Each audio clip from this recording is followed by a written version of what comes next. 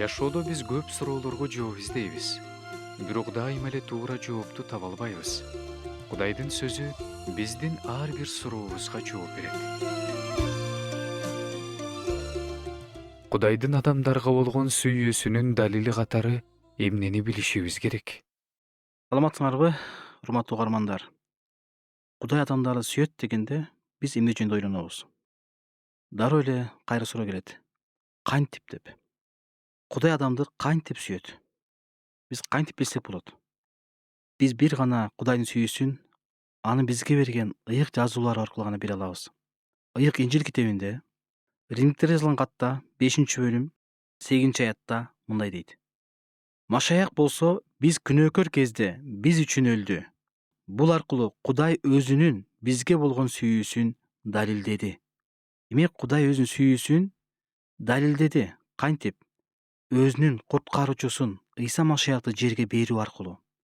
Адамдарга адам катары Ыйса келди. Адамдар үчүн арасында жашады, адам болуп жашады жана күнөөкөр адамдар үчүн ыйык болуп күнөө кылбай адамдар үчүн өзүнүн жанын арнады. Бирок ал ыйык болуп күнөө кылбагандыктан ал 3-күнү тирилип асманга көтөрүлүп кетти. Эми адамдар тозокко барбай бейишке барганга мүмкүнчүлүк алды. Ким Ыйса Машаякка ишенсе, ал бейишке чыгат. Демек Кудайдын эң чоң адамзатка болгон сүйүүсүнүн бирден бир нерсеси өзү жерге адам болуп келди. Адамдарга өзүнүн жанын арнады. Бул нерсени түшүнүш кыйын болушу мүмкүн. Бирок мындан өткөн сүйүү жок. Бир адам бирөөгө мындай суроо бериптир. Кудайдын сүйүүсүнүн чеги барбы деп. Тиги адам айтыптыр. Жок, Кудай чексиз сүйөт. Бирок тиги адам айтат кайра. Кудайдын сүйүүсүнүн чеги бар. Кандайча?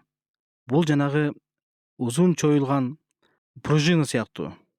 Аны чөйө бересиң, бирок бир убакта такалат. Такалгандан кийин андан ары чоюлбайт. Так ошол сыяктуу эле Кудай адамзатка көп сүйүүсүн көрсөттү. Адамды жаратты. Сонун жаратылышты берди. Күн сайын кам көрүп атат, тамак ашын, ден соолугун берип атат. Кудай калтырган жок, таштаган жок, көптөгөн кырсыктарын сактап келе жатат. Анан эң чоң белек катары өзү Ыйса болуп келди. Андан өткөн башка белек жок. Андан өткөн башка сүйүүсүн далилдей турган башка каражат жок. Эң сүйүүсүнүн ту чокусун Ыйса Машаякты берди. Эми ким Ыйса Машаякты кабыл албаса, анда андан өткөн башка белекти Кудай бере албайт. Кудай өзүнүн сүйүүсүн Ыйса Машаяк аркылуу далилдеди. Дагы бир жолу окуп бергим келет. Машаяк болсо биз күнөөкөр кезде биз үчүн өлдү. Бул аркылуу Кудай өзүнүн бизге болгон сүйүүсүн далилдеди. Ошол Кудайдын сүйүүсүн түшүнгөнгө Кудай сизге батасын берсин.